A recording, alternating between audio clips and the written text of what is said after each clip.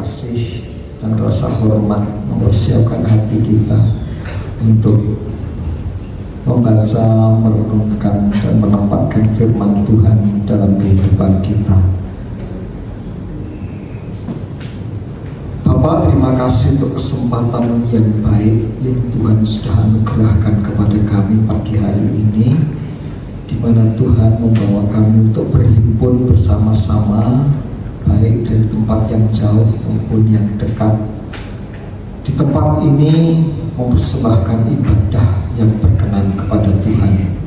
Kami mengucap syukur Kau berkenan memberkati para pelayan-Mu yang sudah mempersiapkan diri dan mengurapi mereka dan mengurapi kami, bisa mempersembahkan puji-pujian, pengagungan, hormat, kemuliaan kepada nama-Mu, kepada pribadi-Mu yang sudah banyak berkarya dalam kehidupan kami secara ajaib. Terima kasih Kau juga melayakkan kami bisa membawa korban persembahan iman kami di minggu pertama di bulan Juli ini.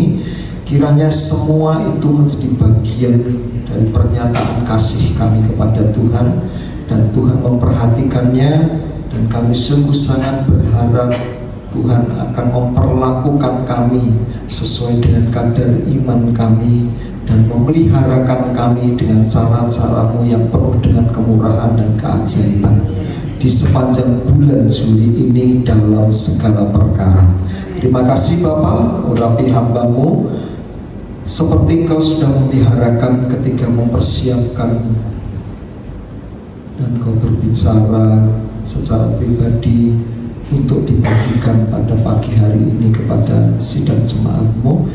Roh Kudus, Engkau juga menolong sidang jemaat untuk bisa menangkap kebenaran firman ini dan bisa menghidupinya menjadi satu sarana di mana Tuhan bisa lebih menemukan kami di setiap saat dan mempercayakan banyak perkara dan anugerah-Mu yang ajaib itu dalam hidup setiap pribadi kami. Kami siap menyambut firman Tuhan di dalam nama Tuhan Yesus Kristus, yang dengan penuh sukacita siap menyambut firman Tuhan. Katakan amin. Amin. Ya, beri kemuliaan kepada Tuhan. Silakan dulu Bapak Saudara. Terima kasih untuk seluruh pujian. Tuhan berkati dan semakin menambah kasih karunia dalam kehidupan dan pelayanan kita. Ya, saya sangat senang sekali hari ini, istimewa banget di awal bulan Juli, bulan permulaan sekolah, dan ternyata ada beberapa orang tua yang dulu bersama-sama dengan kita pengen menyekolahkan anaknya di sini. Mas Erwin bersama dengan keluarga, Mas Erwin, Martin, ya kemarin si Timothy sudah diperkenalkan, sekarang Mas Martin bersama dengan Mbak atau ibunya Bu Sinta dan anak-anak Venesia dan adik-adiknya ya. Mari kita bertepuk tangan buat mereka. Kemudian yang kedua datang lebih jauh lagi, Mas Iri bersama Mbak Odina, ya Mas dan Mbak aja lah. Aku nek top tanya bu kamu bapak-bapak, ya saya ini tersapa Mbak lah. Waduh, setuai banget ya. Bersama dengan anak-anaknya semua, ya Tuhan memberkati. Wah, luar biasa ini. Lalu juga secara istimewa Mbak Sri, bolak-balik lewat tok tak sopo tok, boleh ngomong ini pak, nah saya bu gitu tak. Tapi hari ini sudah mulai tergerak untuk ibadah. Ya mari kita beri tepuk tangan ya. Dan teman-temannya Seraf yang nanti akan basar, ya. Mari kita beri tepuk tangan sebentar. Ada lagi yang lain dari bersama? Oke, semuanya Tuhan memberkati kita. Baik Bapak Ibu dan Saudara, di awal bulan ini nggak tahu kenapa, seperti Bapak Ibu dan Saudara semua sudah tahu ya, saya punya banyak sekali materi bahan khotbah karena saya sedang belajar tentang sesuatu yang mau dibagikan secara periodik kepada jemaat, yaitu bertopikkan kitab Wahyu. Tapi nggak tahu gimana dalam kemarin saya mempersiapkan ini, saya itu kok kepingin banget mempersiapkan fondasi yang dibutuhkan buat kehidupan kita. Bagaimana kita bisa hidup terpelihara di dalam Tuhan. Ya, kenapa? Didasarkan pada begini Bapak Ibu dan Saudara. Nggak tahu kenapa, atau yang mungkin bukan nggak tahu kenapa sih, pastinya begitu. Saya secara pribadi itu menghadapi masalah-masalah. Adik saya sedang sakit, ya di minggu yang lalu saya sempat berkunjung ke Sidoarjo. Mungkin setelah minggu depan mungkin saya harus nengok ke sana lagi, kena serangan stroke. Ya, dan kemudian ada beberapa orang itu yang WA saya atau SMS saya dan meminta bantuan, dukungan dan macam-macam. Lalu kemudian ada beberapa teman yang ngobrol-ngobrol, ya, dan bahkan mereka mempertanyakan, iya Pak, ya hidup zaman sekarang ini mau piye, gitu saudara. Intinya begitulah. Dan saya pikir jemaat GPI Rema juga mengalami hal yang sama. Kita memang hidup pada masa-masa yang sukar. Nah, apakah saya tidak? Tentu saja kita sama-sama hidup di bumi Indonesia yang sama, pemerintahan yang sama, dinamika kehidupan yang sama. Nah, kalau Bapak dan Ibu atau teman-teman itu melihat, kenapa kok Pak Antok berbeda? Nah, inilah yang saya kepingin bagikan Bapak Ibu dan Saudara. Sebetulnya sama saja, cuma mungkin di tengah-tengah banyaknya persoalan dan masalah, ya puji Tuhan, seperti Mbak Odina dan Mas Iwi, Mas Martin itu dulu sempat mengenal kami di sini, ya, dengan jemaat yang apa adanya, dengan hidup yang apa adanya. Mas Dedo juga sering komunikasi, masih sering komunikasi kan? Mas Dedo ya gitu. Mbak Odina malah sempat berapa tahun ya Mbak ya selama kuliah tinggal di sini ya, gitu ya.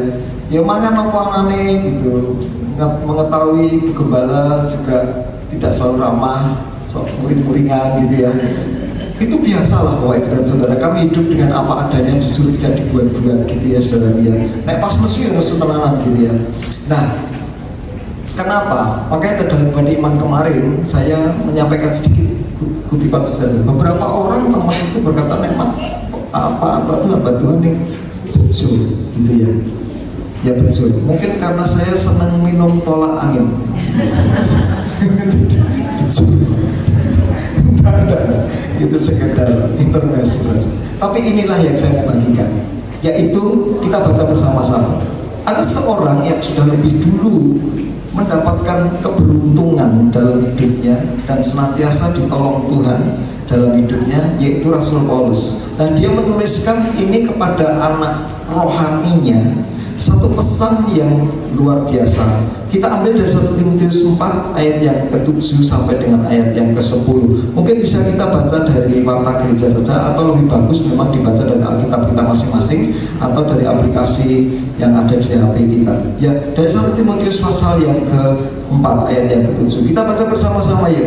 2, 3. Tetapi jauhilah tahayul dan dongeng nenek-nenek tua. Latihlah dirimu beribadah.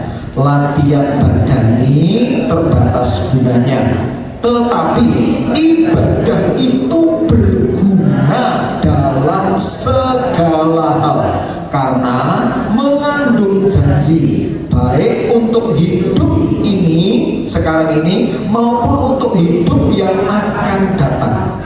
Perkataan ini benar dan patut diterima sepenuhnya. Itulah sebabnya kita berjerih payah dan berjuang, karena kita menaruh pengharapan kita kepada Allah yang hidup, juru selamat semua manusia, terutama mereka yang percaya. Pertanyaan mendasar dulu buat memposisikan diri kita masing-masing. Siapa yang percaya? Tolong angkat tangan. Karena apa? Kebenaran ini terutama bagi mereka yang percaya. Jadi kita tempatkan dulu. Sing percaya apa? Yang percaya siapa? Tolong angkat tangan. Dengan tegas muantep. Yes, itu aku. Amin. Katakan, itu aku. Amin. Itu aku. Nah, Bapak Ibu dan Saudara, mari kita bersama-sama melihat realitas. Hampir semua orang Kristen itu setuju. Bahkan kalau kita, saya seringkali membuka dan mendengarkan para kiai dan ustadz-ustadz yang berbicara di televisi ya. Kalau di sosmed, di YouTube enggak. Kalau di TV kadang-kadang pas mimbar agama Islam mereka. Nah, mengatakan bahwa ibadah itu baik, ibadah itu bermanfaat. Nah, bahkan beberapa orang, termasuk saya, mengatakan bahwa ibadah itu penting dan sangat penting. Itu jumlahnya sudah berkurang. Kalau hampir semua orang Kristen mengatakan, apakah ibadah itu berguna, bermanfaat? Ya, tentu saja. Betul. Apakah penting? Nah, beberapa orang akan diam, beberapa orang menjawab yes, betul. Nah, mari kita uji diri kita masing-masing. Kita ada pada posisi di mana? Dan lebih sedikit daripada yang mengatakan itu penting, itu mengatakan begini, Bapak Ibu dan Saudara. Ibadah, di dalam ibadah itu ada berkat dan ada kuasa. Jumlahnya berapa? Tidak banyak. Siapa yang mengatakannya? Termasuk Rasul Paulus mengatakannya. Kalau Anda mau melihat realitas, saya menjadi salah seorang. Saya bersama dengan istri. Tentang anak-anak, bonus. Saya jujur aja, tentang pengurus, bonus. Siapa yang tahu? Saya tidak bisa. Tentang para pelayan, saya tidak ngerti. Sebab apa? Ibadah itu personal, ibadah itu sangat pribadi. Nah, tetapi saya ingin berbagi kebenaran ini mengingat kondisi zaman sekarang ini. Kita butuh pemeliharaan yang bersifat istimewa dari Tuhan. Amin. Bukan saja perkara finansial, tetapi yang lebih utama adalah kepribadian kita itu utuh dan terus bertumbuh di dalam segala aspek kehidupan kita.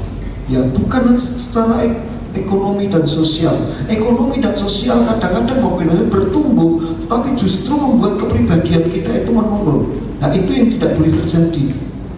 Gitu loh ya. Katakanlah sekarang gara-gara ada gadget, otaknya anak muda sekarang ini lambat sekali untuk bekerja. Ditanya 2 kali 2, 5, saudaraku. Betul. 6 tambah 10 berapa? 17. Tapi coba kayak gini nih. Gara-gara apa? Gadget. Orang klik gitu aja semuanya. Nah, maka saya, kita tidak hanya ingin terpelihara secara finansial, tidak hanya secara materi, bukan hanya terpelihara secara jasmani, tetapi terpelihara seutuhnya untuk bertumbuh menjadi manusia yang berkembang dan terus berkembang, bahkan tuntutannya sampai sempurna. Amin. Ya, menjadi serupa dengan Tuhan adalah kesempurnaan. Nah, merekalah yang mengatakan bahwa di dalam ibadah itu ada berkat, ada kuasa. Mereka ini yang kemudian menempatkan diri, nek gitu yuk kita belajar yuk. Kita kalau begitu mesti belajar dan cari tahu piye carane ibadah sing bener. Ibadah yang berkenan. Kenapa? Karena mereka inilah yang kemudian memikirkan, lah kayak ibadahnya ya ora ana gunane kok. Kayak itu ibadah nih yo ngono-ngono wae kok. Nah, orang yang seperti inilah baru memahami di dalam ibadah itu ada level, ada semacam kriteria tertentu yang terus berkembang. Tidak semua bentuk ibadah itu yang berkenan. Nah, dalam mempelajari ini ada gereja-gereja tertentu itu, ada kelompok tertentu itu yang menempatkannya itu, saudaraku, di dalam ritual. Jadi mempercayai ritual, kalau melakukan ritual ini itu pasti berkenan. Apakah seperti itu? Saya mengatakan bukan polemik, tidak berpolemik, tapi mengatakan mari kita kembali kepada Tuhan yang berfirman sendiri. Allah itu roh adanya. Barang siapa menyembah Dia harus menyembah di dalam roh dan kebenaran. Jadi bukan soal ritual, tetapi soal apa? Ini yang akan kita perhatikan, yaitu soal kehidupan iman dan hati. Amin. Betul ya? Kenapa? Ibrani pasal yang ke-11 ayat yang ke-6 dalam ibadah iman kemarin saya bagikan mengatakan begini, saudaraku. Tetapi barang siapa tetapi tanpa iman tidak mungkin orang berkenan kepada Allah. Tanpa iman tidak mungkin orang itu berkenan kepada Allah. Dia lakukan apa saja, tidak ada gunanya. Sudah. Maka yang terpenting adalah iman. Sebab barang siapa berpaling kepada Allah, maka kriteria iman itu diajarkan oleh penulis Ibrani. Nah, Paulus mengatakan Orang benar hidup oleh karena iman. Betul ya? Bukan oleh karena melakukan ritual. Jadi jangan percaya pokoknya ini gereja. Enggak. Pokoknya melu menguji, tidak. Tetapi itu soal iman dan hati kita. Nah, dengan hal itu saya kepengen banget, khusus buat jemaat GPI Rema, ya walaupun sekarang beberapa anak-anak ini sudah bergereja di tempat yang lain, tetapi mereka masih mengingat kita dan masih mengingat saya sebagai orang tua rohani mereka. Yuk kita bersama-sama hidup di dalam kebenaran ini. Saya yakin 100% persis seperti Rasul Paulus kata, perkataan ini benar. Perkataan ini benar dan harus diterima sepenuhnya. Nah, saya tidak ingin melenceng kemana-mana. Seperti Rasul Paulus katakan, ibadah itu perlu latihan, ibadah itu perlu sungguh-sungguh dilakukan dengan cara yang benar. Amin. Dimulai dengan apa? Memahaminya. Nah, saya kepingin pagi hari ini kita belajar bersama-sama memahaminya. Yang pertama, Bapak Ibu Saudara, kenapa kok ibadah itu mengandung janji buat hidup yang sekarang ini maupun buat yang akan datang? Nah, kita semua janji yang datang dari Tuhan itu pasti digenapi. Yang setuju katakan? Amin. Mengandung janji untuk hidup yang sekarang maupun yang akan datang. Di dalam kitab Ulangan dan dalam kitab Umat penuh sekali berkat-berkat yang dijanjikan di dalam ibadah. Nah, kenapa bisa seperti itu? Mari kita perhatikan berkatnya yang mana dulu. Yang pertama, orang kalau mau ibadah itu pasti punya keinginan, punya niat dulu. Betul ya? Saya tanya, boleh lah Mbak Sri, Bu Sri, ketika diajak Ibu Tino katanya sudah punya niat dulu belum datang ke gereja hari ini? Pasti punya, bukan? Saya dengar tadi ceritanya Mas Iri sama Mas Martin ketika yuk kita sama-sama besok ibadah. Betul ya? Dan Bapak Ibu sudah bisa tanya, mungkin sejak tadi malam, mungkin sudah berapa hari, wah aku pengen ibadah. Nah, dari niat hati itu saja, mari kita periksa apa yang terjadi sesungguhnya di balik niat yang timbul dalam hati kita itu. Mazmur pasal yang ke-65 ayat 3 sampai dengan 5 mengatakan demikian, engkau yang mendengarkan doa, kepadamulah datang semua orang yang hidup karena bersalah. Bila mana pelanggaran-pelanggaran kami melebihi kekuatan kami, engkaulah yang menghapuskannya. Kita baca bersama-sama ayat yang kelima, 2, 3. Berbahagialah orang yang kau pilih dan yang kau suruh mendekat untuk diam di pelataranmu. Kiranya kami menjadi kenyang dengan segala yang baik di rumahmu, di baitmu yang kudus. Pemazmur mengatakan, berbahagialah orang yang dipilih untuk datang mendekat. Tuhan Yesus di dalam Matius pasal yang ke-11 ayat yang ke-28 yang diberi judul perikop oleh Lembaga Alkitab Indonesia, Ajakan Juru Selamat, itu mengatakan demikian, marilah kepadaku semua yang letih lesu dan berbeban berat, aku akan memberikan kelegaan bagimu. Jadi membuka ruang dan mengundang siapa? Tuhan sendiri. Sehingga ketika ada niat seseorang, sejak dimulai punya niat untuk pergi beribadah saja, dia itu sesungguhnya sudah ditempatkan kalau kita kendaraan itu seperti lokomotif di atas rel. Plek di saudara. Sudah diposisikan dulu di dalam jalur berkat. Ketika punya niat saja loh saudara, wah besok ibadah. Nah, maka sesungguhnya saya ingin mengatakan, iblis itu godain kita, menghalangi kita untuk menerima yang baik dari Tuhan, dimulai dari niat hati kita. Biasanya godaan itu diawali atau goncangan itu dimulai. Muncul bayangan-bayangan suasana ibadah yang tidak menyenangkan, muncul berbagai macam tuduhan-tuduhan ataupun ingatan-ingatan intimidasi yang membuat kita itu pudar keinginan dan niatnya untuk ibadah, dibarengi dengan berbagai penawaran-penawaran di momen yang sama untuk aktivitas yang berbeda, yang nampaknya secara jasmani lebih menyenangkan. Apa saja bentuknya, saya tidak berani mengungkapkan satu persatu, nanti ada orang yang tersinggung, gitu ya saudara ya. Ada pihak-pihak yang tersinggung maksud saya. Tetapi tolong diperhatikan bahwa kebenaran tentang panggilan Tuhan untuk mendekat ketika didengarkan oleh seseorang itu sesungguhnya sudah menjadi berkat bagi orang itu. Kenapa? Karena orang itu tanpa sadar, jauh di dalam sanubarinya dan pemikirannya, dia itu sadar Tuhan memperhatikan dia, Tuhan memanggil dia, Tuhan memilih dia. Amin. Amin. Nah, kita kira-kira sekarang pagi hari ini gimana? Maka penulis Alkitab berkata, pemazmur menyatakan berbahagia. Kalau kita bisa mengacu keadaan kita sekarang, siapa orang yang berbahagia?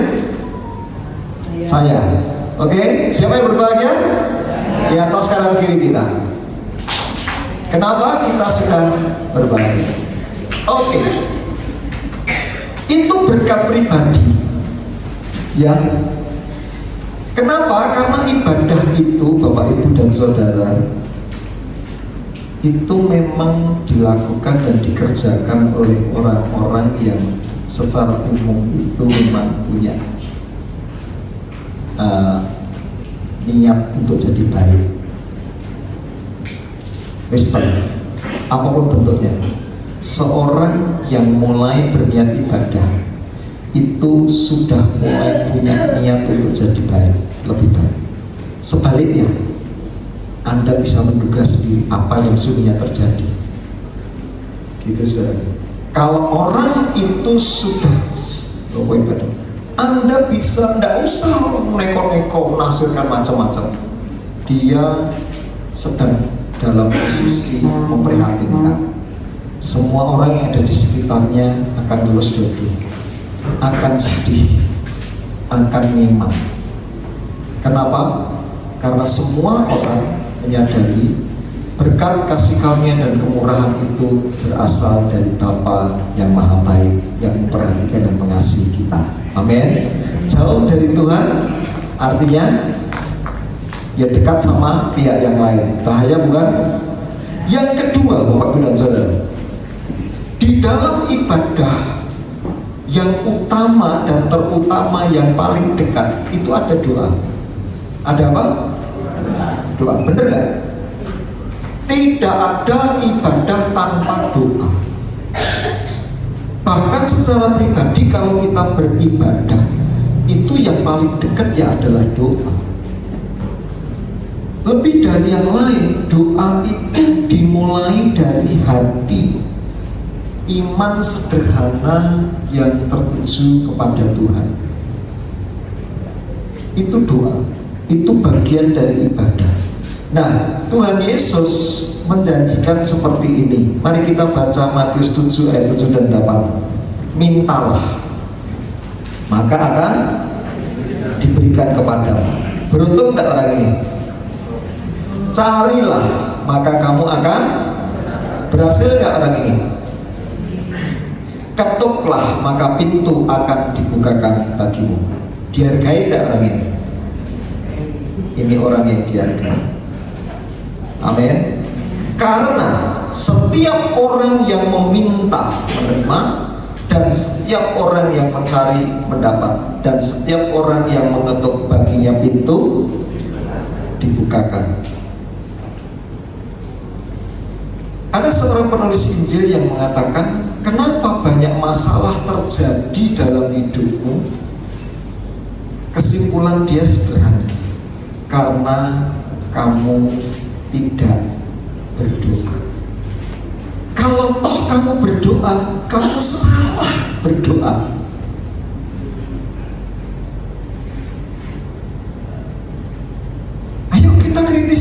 kita sendiri. Kenapa yang terjadi padaku sekarang ini?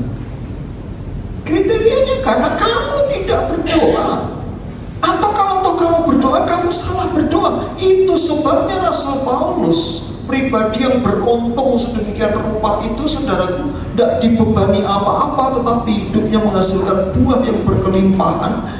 Itu luar biasa sekali mengatakan, latihlah dirimu untuk beribadah. Untuk itu kamu berjerih lelah dan berjuang, karena besar upah yang menantikannya, besar hasil yang akan dihasilkannya. Doa. Kita semua tahu tidak semua doa itu berkenan untuk dijawab. Betul ya?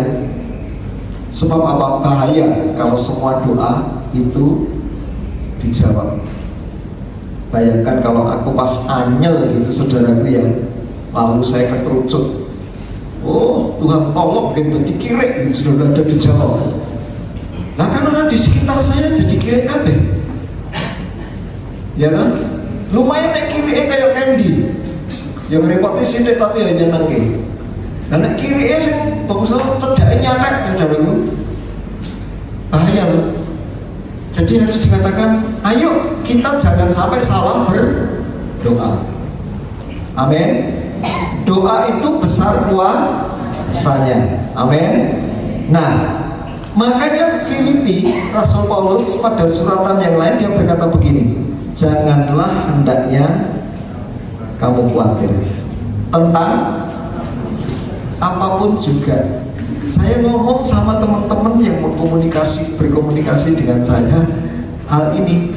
Kemarin saya telepon adik saya yang sedang sakit, katanya dia sedang ngedrop mas itu. Aku berkata kepada dia, namanya Toto adik, oh semangat ya, kamu doa, kamu berserulah kepada Tuhan Yesus. Dia jawab pendek, yo gitu saudara, karena saya sakit. Kenapa? Karena saya tahu adik saya ternyata sudah lama banget tidak pergi ke gereja karena alasan tertentu, saudara. Ya sekali lagi ada banyak hal yang menghalangi dia ke gereja. Tapi ketika saya datang ke sana, saya banyak ngomong sama dia dan saya katakan, oh tidak ada seorang pun toh, nek pas seperti ini yang bisa tolong kamu. Ayo teman-temanmu yang kamu gondel itu loh, sekarang mana? Tak tegasi begitu karena dia adik saya bisa ngomong belak-belakan. Hanya Tuhan di masa-masa yang paling sulit menjadi penolong yang sudah sangat terbukti. Amin. Kalau ada yang menjaga, silakan. Tapi jangan berbantah dengan saya, tidak ada gunanya. Tapi berbantahlah dengan akal budimu sendiri. Kalau ya memang betul Tuhan tidak bisa tolong, lanjutkan jauh dari Tuhan. Gitu aja, simpel, gampang. Ngapain cari pertengkaran susah-susah, repoti orang banyak. Jalani sendiri. Tapi ketika betul-betul Anda kesusahan, jangan juga repoti orang. Bapak Ibu dan Saudara, seringkali kita itu konyol, bersikap konyol dan bodoh. Tapi kekonyolan kebodohan kita itu menyusahkan orang lain yang justru mengasihi kita. Mbok yo aja ngono lah, hidup bisa untuk menyusahkan orang lain. Berjerilah, berjuanglah untuk sesuatu yang pasti menghasilkan kebaikan. Amin. Tadi malam saya menyampaikan kebenaran firman Tuhan ini kepada keluarga Mbak Lina dan beberapa jemaat yang sedang mengucapkan syukur untuk pernikahan Mas Hamsa dan Mbak Kristi. Oke. Yang kedua,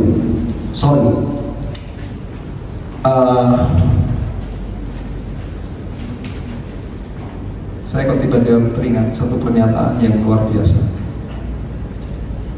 Bahkan ada seorang penulis mengatakan begini, doa orang benar itu besar kuasanya bila dengan yakin didoakan. Lalu memberi contoh siapa? Elia. Bayangkan satu doa yang mengubah musim. Selama berapa lama? 3,5 tahun. 3,5 musim. Tidak akan turun hujan kalau aku tidak mengatakannya. Bayangkan seorang manusia diberi kuasa oleh Tuhan untuk wilayah tertentu yang sangat luas, menentukan musim. Seorang manusia, ya, para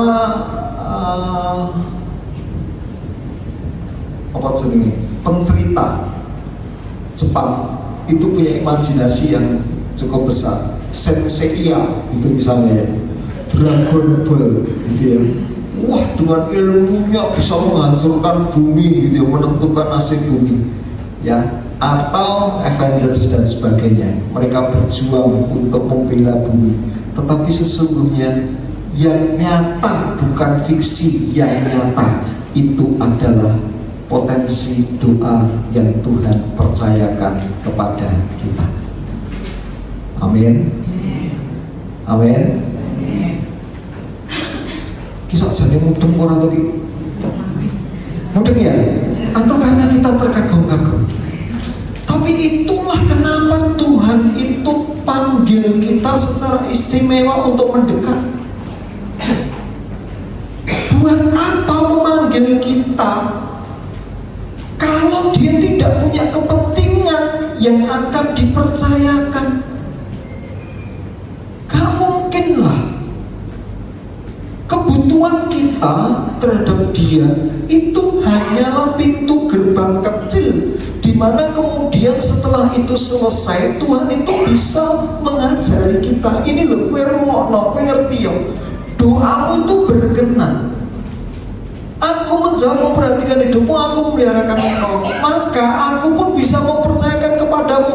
Yuk, angkat wajahmu, angkat hatimu, berpikirlah lebih luas untuk kebutuhan yang lain, untuk orang yang lain, dan mintalah kepadaku untuk orang lain itu. Nah, itu kapasitas doa, level doa yang semakin Tuhan inginkan didengarnya dari kita, anak-anak Tuhan. Jangan bolak-balik untuk berkat, wis cukup dinikmati, habis jatuh, minta itu lagi. Ngapain? Sudahlah, Paulus bukan pribadi yang seperti itu. Dia cakap mencukupkan dirinya sendiri, tetapi doanya mempengaruhi kita sampai hari ini. Amin. Kita lanjutkan berkat dan puasa ibadah, pujian. Betul ya? Apakah memuji itu bagian dari ibadah? Bagaimana ketika kita nyanyi-nyanyi sendiri? Sajake kula nderek Gusti, atau enggak, tapi gandol Gusti, gandol Gusti, gandol Gusti, gandol Gusti, atau apa? Ku tak ingin jauh darimu Tuhan, dan banyak lagu yang lain yang tiba-tiba seringkali melintas di benak, pikiran, dan akal budi kita, khususnya ketika pas kita sedang mandi. Saya ingin Bapak Ibu belajar sedikit momen yang terbaik. Kenapa kok nek pas mandi kepingin banget memuji? Sajane itu tercermin kepada burung-burung, ya. Itu kalau mendengar gemericik air, mereka sering berkicau. Kenapa? Pas mandi itu secara fisik kita itu pengen jadi resik, kita jadi bersih, kita jadi segar. Kenapa kok kita kepengen kemudian memuji? Jiwa kita pun juga menuntut perhatian. Pujian itu menyegarkan jiwa. Nonton film 2-3 kali bosan nggak? Memuji? Memuji? Mendengar khotbah bosan nggak? Jujur katakan bosan. Saya nek bisa itu rasa ngomong aku ngerti ya, gitu ya. Tapi nek nyanyi terus lagi capek enggak? Sopo ngomong capek. Kenapa? Memuji itu memang betul-betul bagian hakiki. Kenapa? Jiwa kita itu ada. Yuk kita baca yuk ayatnya yuk. Mazmur pasal 22 ayat yang ketiga. Oh sorry, ini seharusnya ayat yang keempat ya. Sorry. Coba kita baca kutipannya keliru. Saya yang mungkin salah. Mazmur pasal yang ke-22 ayat yang keempat tepatnya. Kita baca bersama-sama. Padahal engkaulah yang kudus yang bersemayam di atas puji-pujian. Jadi Tuhan bersemayam di mana? Di atas puji-pujian. Tahta atau tempat bersemayam itu tempat keagungan dan simbol kemuliaan keberadaan Dia. Ya, memang kepribadian Dia tetap Tuhan, tetapi ketika Tuhan bersemayam, Tuhan bertahta, itu kita bisa menghargai. Oh, eksistensinya memang Dia layak ada di sana. Gitu ya, saudaraku. Raja tidak boleh sembarangan orang duduk di tahta kerajaan. Bahkan anaknya sekalipun tidak boleh nyanyian di tahta itu. Betul ya? Tahta raja ya hanya untuk raja. Nah, siapa yang layak dipuji dan siapa yang akan hadir dan berkenan di tahtanya? Ya Tuhan. Itu sebabnya manipulasi pujian, manipulasi yang dikerjakan oleh setan terhadap pujian, terhadap nyanyian dan jiwa manusia itu sangat masif. Tidak semua pujian atau nyanyian itu memuliakan Tuhan. Kenapa? Karena Tuhan memang memperhatikan setiap hati yang memuji. Ayat Mazmur 145. Yuk kita baca bersama-sama yuk. Ini ada beberapa ayat-ayat yang kita baca saja secara langsung. Mazmur 145 ayat 18-21. Tuhan dekat pada setiap orang yang berseru padanya, pada setiap orang yang berseru kepadanya dalam kesetiaan. Ia melakukan kehendak orang-orang yang takut akan Dia, mendengarkan teriak mereka minta tolong dan menyelamatkan mereka. Tuhan menjaga semua orang yang mengasihinya, tetapi semua orang fasik akan dibinasakan. Mulutku mengucapkan puji-pujian kepada Tuhan, dan biarlah segala makhluk memuji namanya yang kudus untuk seterusnya dan selamanya. Satu peristiwa yang pernah dicatat secara ajaib bagaimana Tuhan memang nyata bekerja di dalam pujian itu terdapat dalam 2 Tawarikh 20, yaitu pengalaman Raja Yosafat. Yuk kita baca cupliannya, kutipannya. 2 Tawarikh 20 ayat 21-22. Setelah ia berunding dengan rakyat, ia mengangkat orang-orang yang akan menyanyikan nyanyian untuk Tuhan dan memuji Tuhan dalam pakaian kudus yang semarak pada waktu mereka keluar di muka orang-orang bersenjata sambil berkata, nyanyikanlah nyanyian syukur bagi Tuhan, bahwasanya untuk selama-lamanya kasih setianya. Apa yang terjadi kemudian?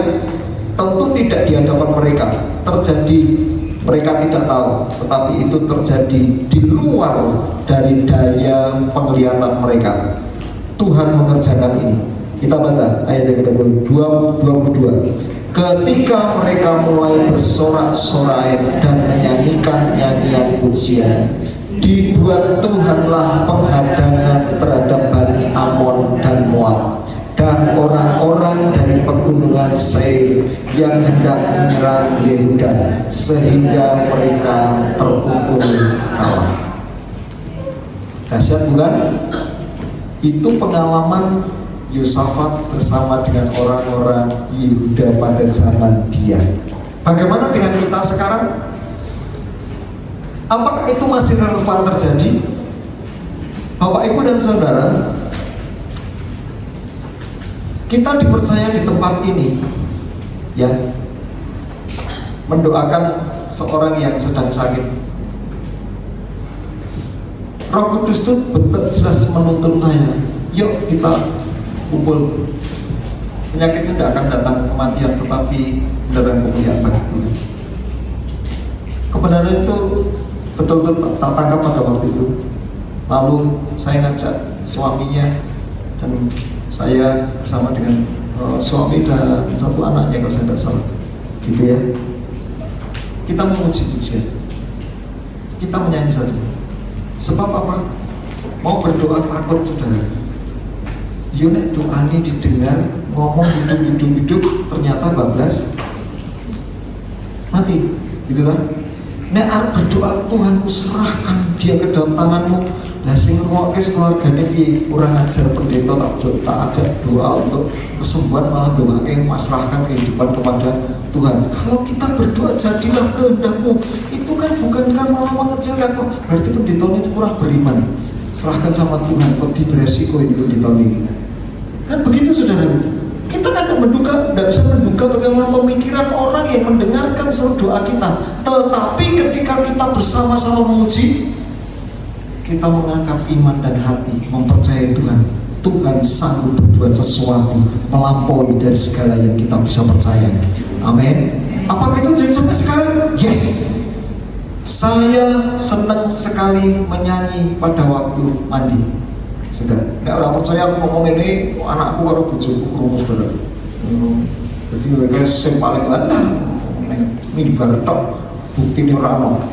Tapi betul, bahkan saya pernah diloke sama nyonya, tapi dia lama-lama mengerti. Saya kalau pas angel, saudara, saya kalau pas habis marah, pengen meredakan dan kepengen kemarahan itu tidak mengganggu kesehatan saya dan mengganggu hormonal saya yang pada akhirnya merugikan saya.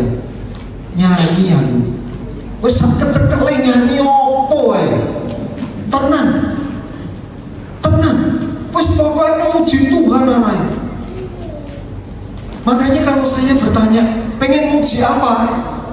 Kok do meneng wae? Saya tuh rada gumun. Yang di hati kita itu ada apa? Maka sebaiknya kita sekarang belajar bersama-sama. Yang dipikirkan, yang direnungkan adalah pujian. Apa we? Besarkan nama Tuhan. Apa meneh? Sajeke kula nderek Gusti. Terserah. Anyel timbane kebablasan nyanyi yo. Kenapa? Kalau kita berharap Tuhan tolong, ayat-ayatnya sudah jelas. Bukan untuk kita memanipulasi kuasa Tuhan, tetapi kita itu taat kepada apa yang Tuhan sampaikan dan nyatakan. Ini loh, nek kepingin menyenangkan hatiku, ya pujian. Pujian itu salah satu bentuk di mana kita mengalihkan pemikiran diri kita sendiri, renungan kita yang bersikap negatif yang hanya bertitik tolak dari keadaan sekitar dan keadaan diri kita sendiri, dialihkan kepada Tuhan yang berdaulat, yang mengasihi dan memperhatikan kita. Bukan dengan kekuatanku ku dapat jalani hidupku, tanpa Tuhan yang di sampingku, ku tak mampu sendiri. Kenapa tahan? Yuk kita nyanyi bersama. Engkaulah kuatku yang menopangku, ku pandang wajahmu dan berseru, pertolonganku datang darimu, peganglah tanganku, jangan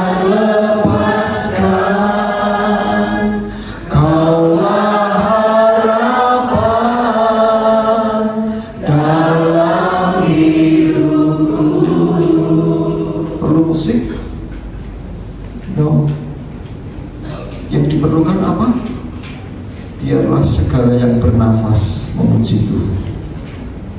Jangan sia-siakan hembusan nafas hanya sekedar membangun kehidupan yang sama dengan rata-rata orang lain memanfaatkan udara. Tetapi bagi anak-anak Tuhan, di dalam kerongkongan mereka Tuhan meletakkan dasar-dasar kekuatan. Mari kita bernafas untuk memuji Tuhan. Ku pandang wajah-Mu dan berseru, pertolonganku datang dari-Mu. Peganglah tanganku, jangan lepaskan. Kaulah harapan dalam hidupku. Segel kanan kiri suaramu jadi apik loh ya. Karena saya nyanyi lah ya. Jadi apik loh saudara. Pales-pales itu ya apa-apa lah gitu. Amin. Ya semangat memuji, tas kanan kiri kita ya tas. Ayo semangat memuji. Ya kita nyanyi bersama-sama. Oke, bagian kedua, bagian keempat yang kita biasa beribadah adalah kita merenungkan bersama-sama firman Tuhan. Apakah itu dalam bentuk untuk membaca Alkitab atau kita mendengarkan khotbah seperti ini? Ya, tetapi biasanya setiap ibadah yang bersifat komunal bersama-sama seperti para rasul dulu dicatat, jemaat mula-mula, mereka berhimpun bersama-sama untuk bertekun dalam pengajaran rasul-rasul. Selalu ada pemberitaan firman Tuhan. Nah, kenapa Bapak Ibu dan Saudara pemberitaan firman Tuhan itu penting dalam ibadah dan berkatnya itu ada di mana? Kalau kuasanya sudah sangat jelas, tetapi berkatnya ada di mana? Coba perhatikan ini. Sesungguhnya ketika kita menggemari firman Tuhan atau kita mulai merenungkan firman Tuhan, ada satu kebenaran yang nyata yang kita itu kadang-kadang gak menyadarinya. Yaitu apa? Kita ini Bapak Ibu dan Saudara lahir baru itu dilahirkan dari firman. Secara fisik, tolong ya, secara fisik kita itu dari debu dan tanah. Jadi kalau kita hanya memperhatikan makan dan minum dan kebutuhan pemikiran-pemikiran jasmani saja, memang kita berada di debu dan tanah. Dan debu dan tanah itu makanannya setan, makanannya ulo. Gitu ya. Ular itu dikutuk, kamu akan makan dari debu dan tanah. Maka iblis sangat kuat bekerja melalui dan menggoyahkan kita, mengikis kehidupan kita, menggoncangkan ketenangan kita itu melalui perkara-perkara jasmani, karena itu memang bagian dia. Nah, tetapi roh dan jiwa kita itu lahir baru, itu kamu lahir dari firman. Amin. Nah, apa kata Alkitab? Rasul Paulus pernah menuliskan begini, tapi apakah katanya itu firman itu dekat kepadamu, yakni di dalam mulutmu dan di dalam hatimu. Itulah firman iman yang kami beritakan. Jadi iman timbul dari pendengaran, dan pendengaran oleh firman Kristus. Orang benar hidup oleh karena iman. Iman timbul dari firman. Nah, tolong perhatikan ini, Lukas pasal yang ke-8 ayat 11, 15 dan 18. Ada beberapa ayat yang di skip karena mengingat waktu. Oke, kita baca ayat yang ke-15 ya. Lukas 8. Inilah arti perumpamaan itu. Benih itu ialah firman Allah.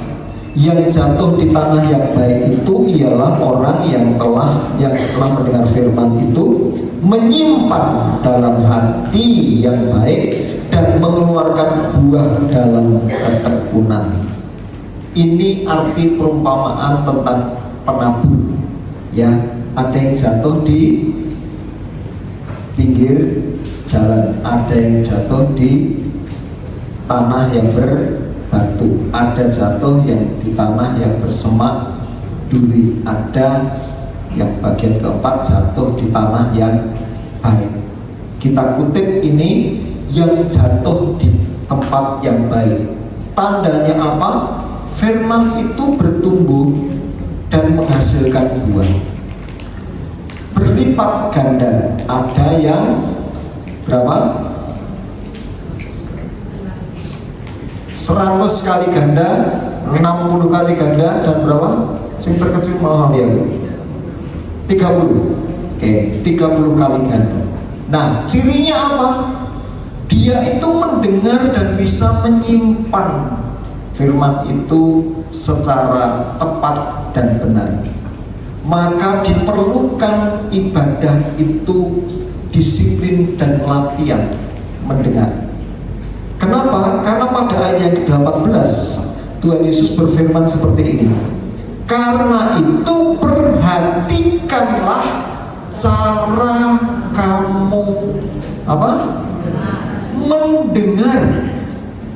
Karena siapa yang mempunyai, kepadanya akan diberi, tetapi siapa yang tidak mempunyai, daripadanya akan diambil juga apa yang ia anggap ada padanya. Ini salah satu ayat yang setiap waktu mengingatkan saya ketika saya membaca Alkitab, atau ketika saya mencoba mencari tahu kebenaran firman Tuhan melalui orang lain dengan mendengar atau membaca buku. Kalau kamu sekedar membaca, kalau kamu sekedar mendengar, justru apa yang kamu anggap kamu punya itu malah diambil. Dan Anda tahu kecenderungan generasi Z atau generasi apa sekarang ini, saudaraku, yang banyak dipengaruhi dengan gadget itu, saudaraku, justru kecakapan untuk mendengar. Tenang. Jadi ingatan pendek, terlalu silih berganti, terlalu berjibun yang didengarkan. Pengen ganti ini, bosan itu, klik yang lain ini.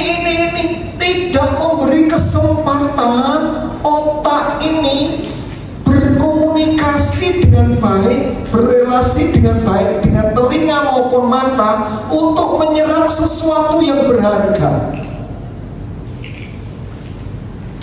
Itu sebabnya generasi ini jadi generasi yang gelisah. Kenapa? Karena tidak ada sesuatu yang menjadi modal buat hatinya untuk disimpan baik-baik. Lah, oleh karena dunia ini berada di bawah kuasa si jahat, coba perhatikanlah perkara-perkara yang negatif, perkara-perkara yang buruk. Seperti, coba perhatikan jujur, Anda melihat foto porno, sesaat melihat, kelingan itu melekat. Tapi beda dengan kalimat firman Tuhan, bocor sekarang 2 menit, mau. Kenapa? Iblis berusaha mencuri memang. Dia bekerja di 3 area: pinggir jalan, tanah berbatu, semak onak duri.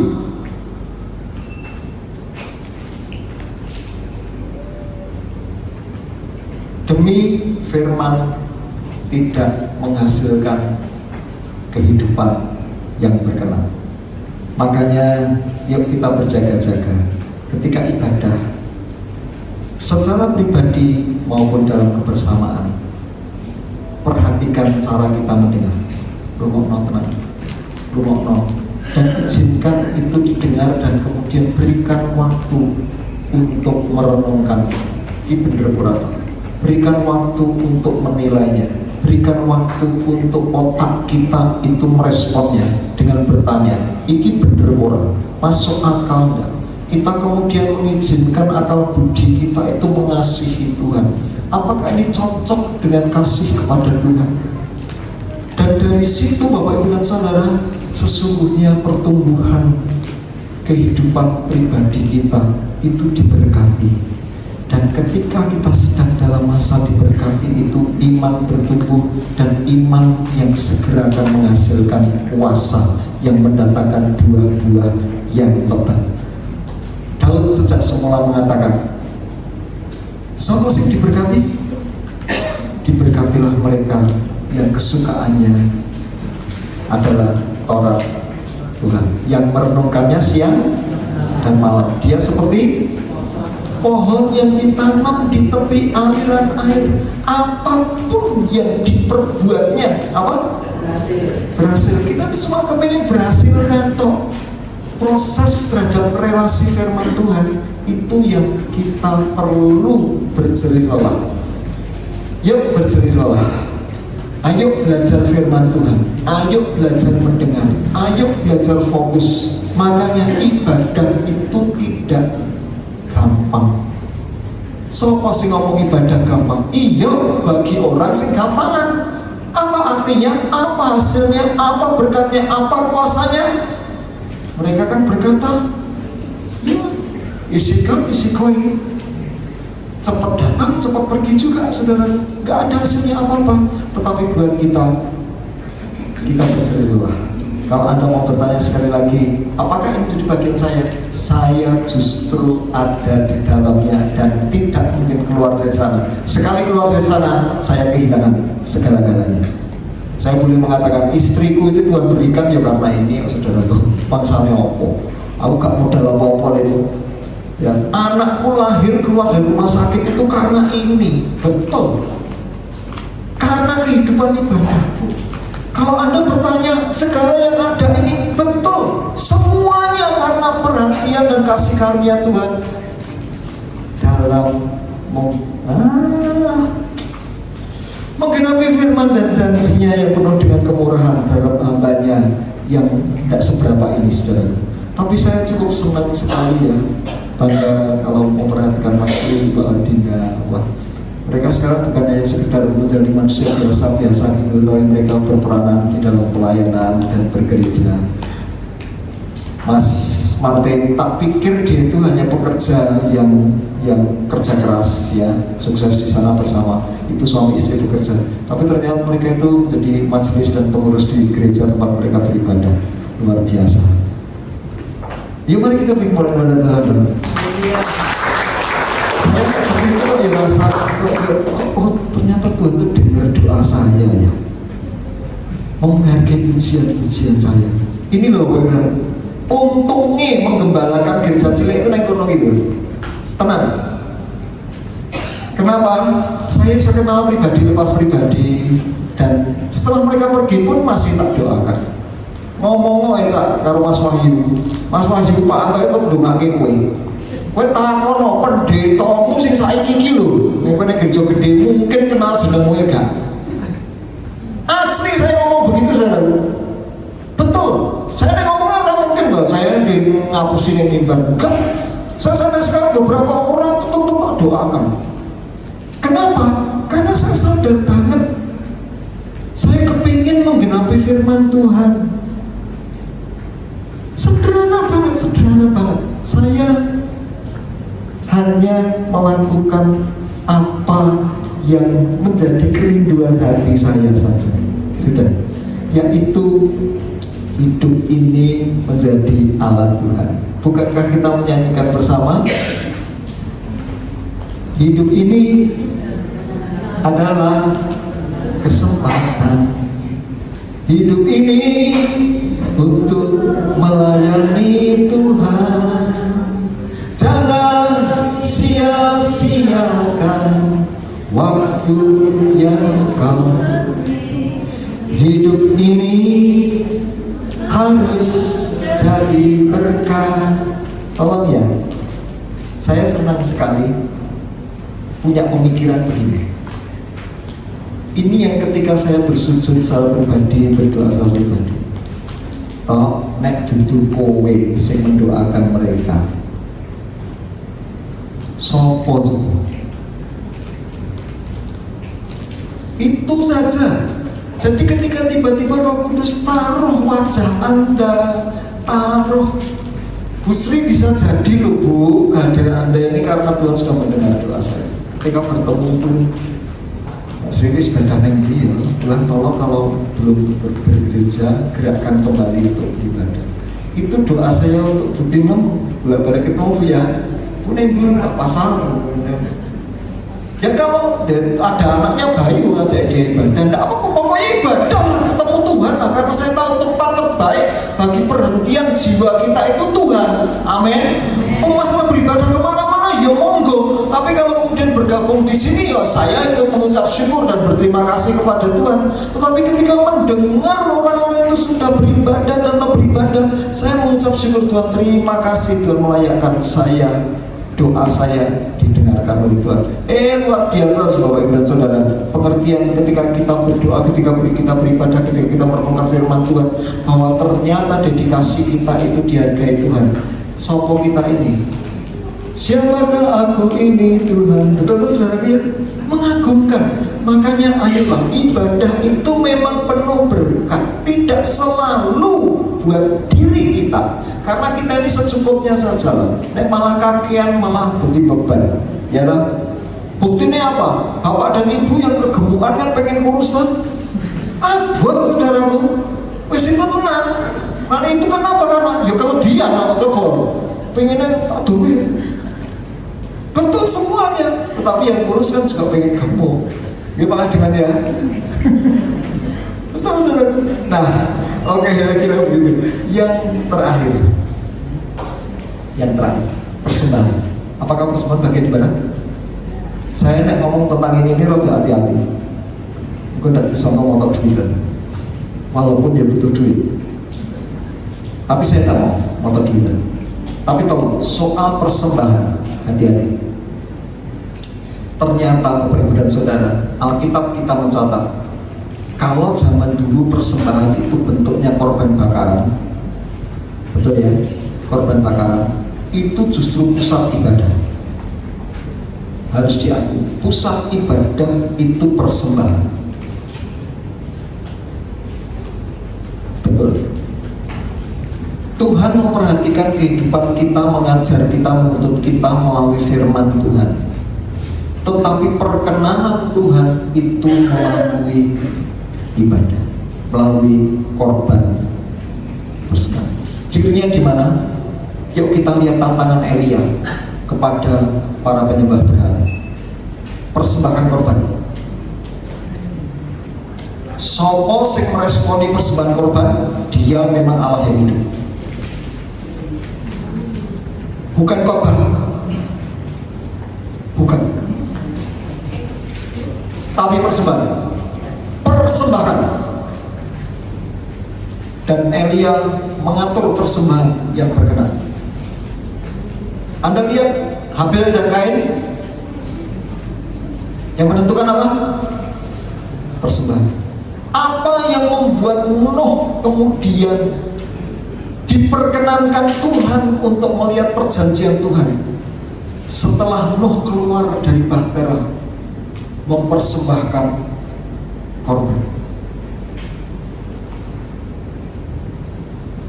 Kalau kepingin tahu lebih dalam tentang perkara ini, kita baca sedikit di dalam kutipan Rasul Paulus. Yuk kita baca yuk. 2 Korintus pasal yang ke-9 ayat 6 sampai 11, dan ini ayat terakhir yang akan kita baca. Camkanlah ini. Waduh, bahasanya itu tegas banget. Camkanlah ini. Orang yang menabur sedikit akan menuai sedikit, dan orang yang menabur banyak akan menuai banyak.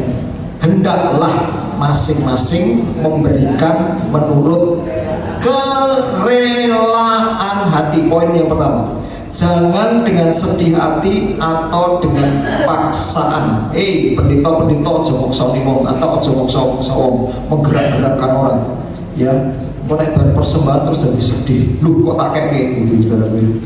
Sebab apa? Allah mengasihi orang yang memberi dengan sukacita. Yang kedua, yang pertama dengan kerelaan hati, yang kedua dengan sukacita. Janjinya apa? Dan Allah sanggup melimpahkan segala kasih karunia kepada kamu, supaya kamu senantiasa berkecukupan dalam segala sesuatu, dan malah berkelebihan di dalam segala kebajikan. Seperti ada tertulis, ia membagi-bagikan, ia berikan kepada orang miskin, kebenarannya tetap untuk selamanya.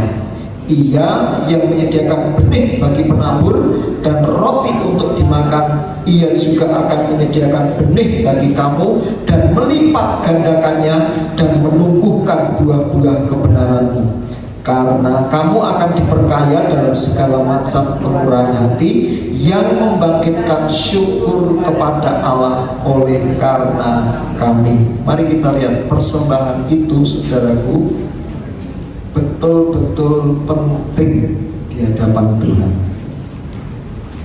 Saya ingin ingatkan sebagai momen yang terakhir, ya.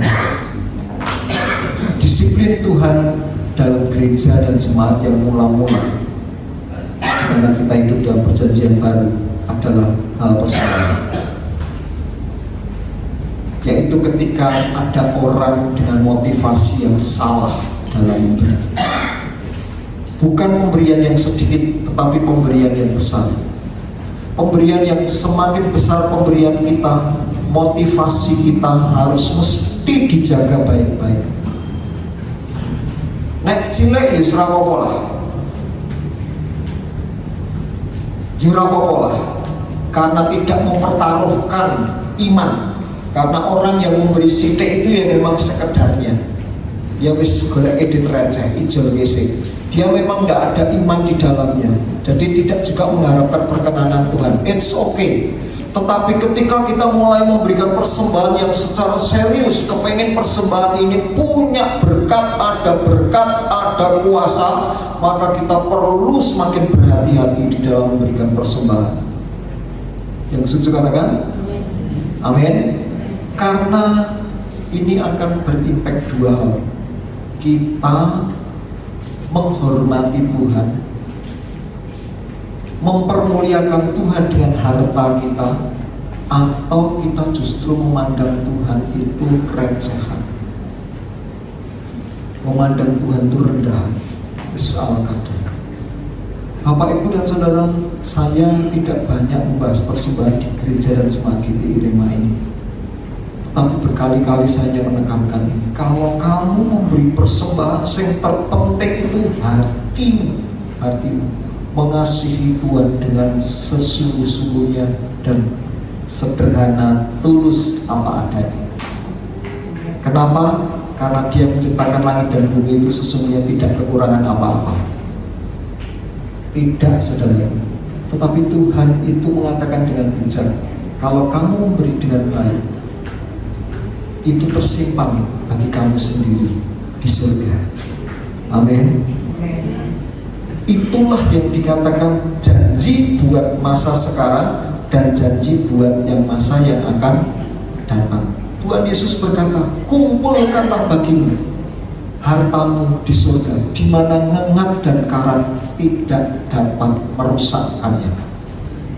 Sikap hati Tuhan di dalam persembahan, Dia betul-betul sungguh, Bapak Ibu, sungguh Dia serius dan disiplin. Dia sanggup melakukan mujizat untuknya. Tidak tahukah saudara, ada satu kisah mujizat yang terpotong dalam Alkitab, yaitu ketika Petrus disuruh menangkap ikan yang di dalamnya ada koin yang dibutuhkan untuk membayar perbendaharaan. Betul bukan? Ada catatan akhirnya, hasilnya apa? Ada catatan berikutnya? Tidak. Apakah Petrus betul-betul menangkap ikan? Menurut saudara dia?